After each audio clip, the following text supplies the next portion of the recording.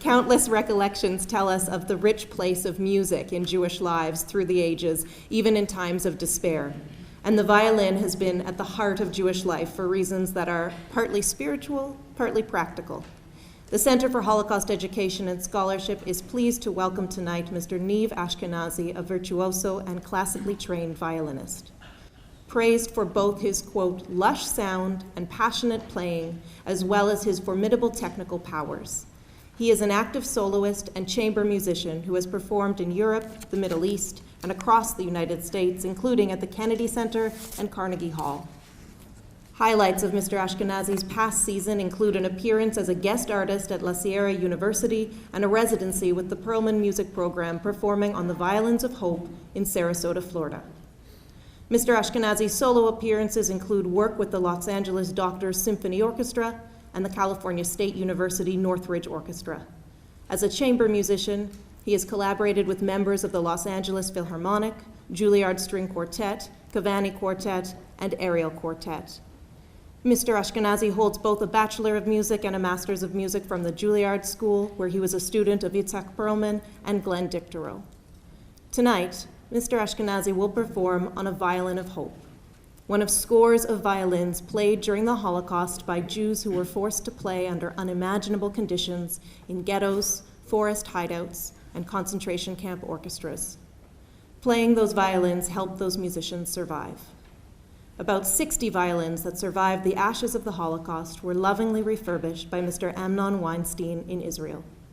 Ladies and gentlemen, you are about to hear the premier recital on a Violin of Hope in Canada.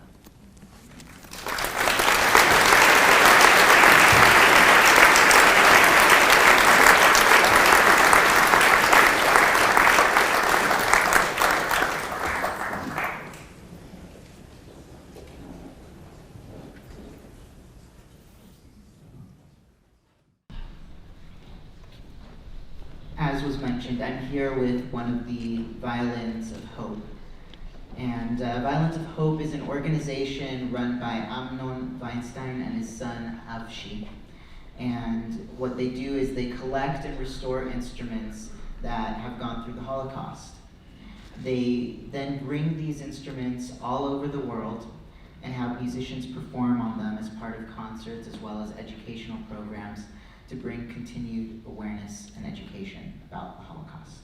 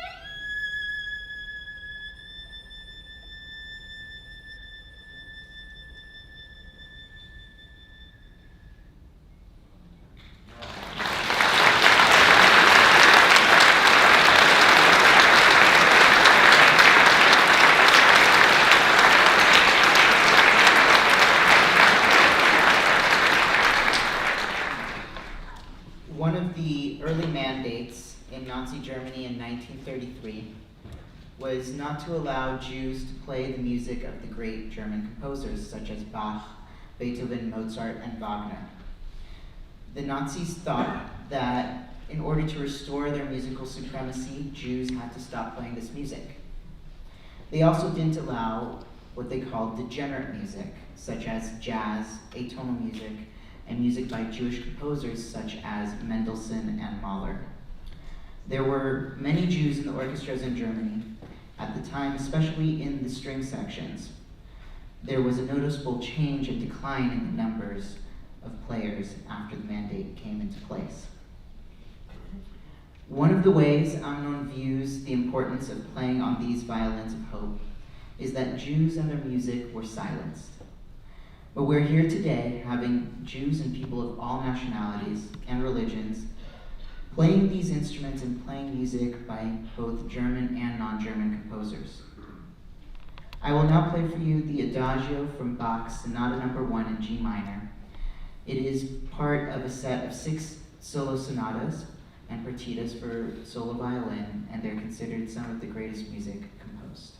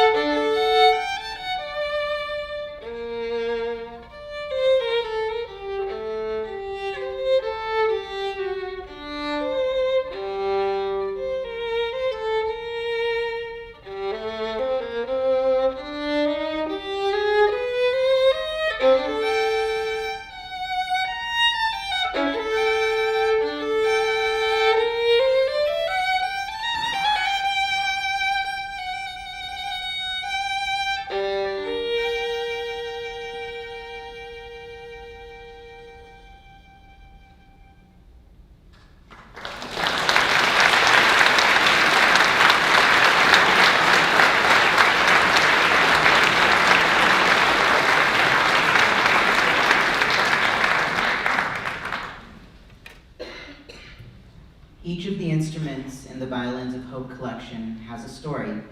And for a few, we have very detailed knowledge of who owned the instrument and what they endured during the war. But the vast majority, we don't have such details. And this seems fitting in a way with the rest of the Holocaust. There are many stories that we know of, that people have shared, and we must continue to share these stories and keep them alive. But there are many millions more that we don't know their stories. We can piece together what their lives may have been like and what horrors they may have faced, but we will never truly know. And this violin is like one of the ones that we don't quite know all the details for. What we do know is that it came to Amnon's shop from America, and that the person who owned it survived and went to America. But beyond that, we don't know much. It was one of the first instruments Amnon restored, and it is a good quality instrument.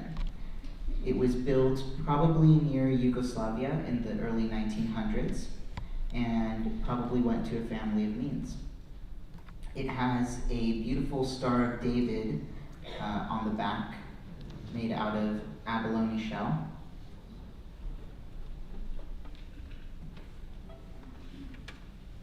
And this is one of the things that didn't need any restoration.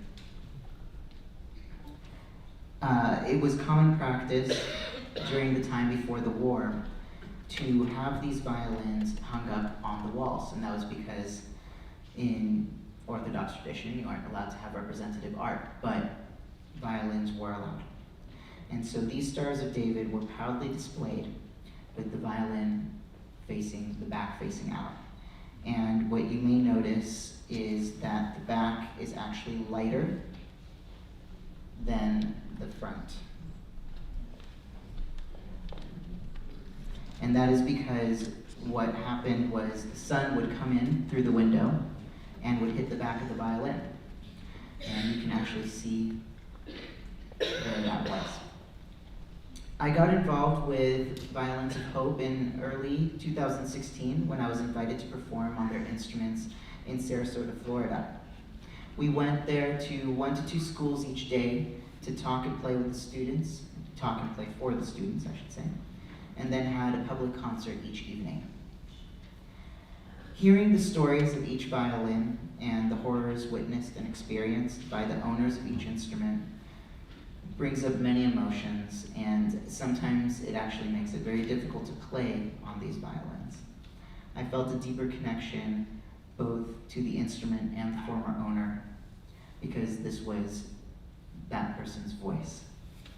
Each violin sounded and felt unique, and each had endured tremendous trauma. And it has been an honor getting to play on these instruments and giving them a new voice. I'd like now to play for you Nigun by Bloch.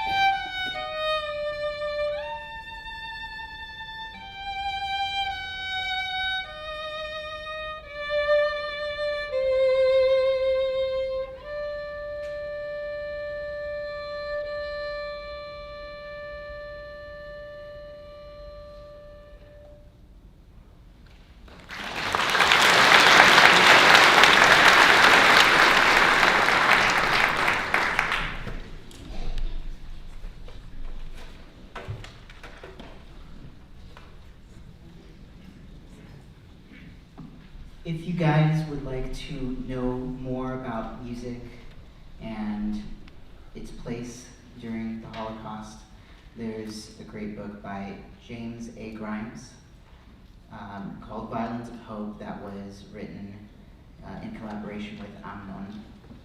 And before I go, I'd like to finish off with one more song, which is Dance of the Rabbits by George Perlman.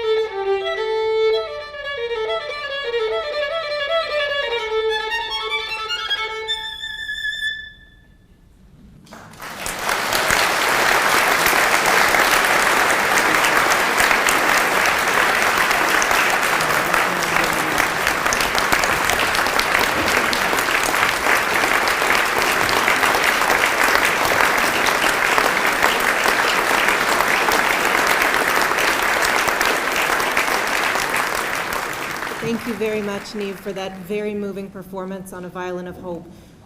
The sounds that echoed in this synagogue tonight will resonate with us for many, many years. We also want to thank Amnon Weinstein, who lives in Tel Aviv, for his painstaking work restoring the violins that survived the Holocaust and for bringing them back to concert quality, allowing us to enjoy their music again while remembering the violinists who survived the war playing them under unthinkable conditions.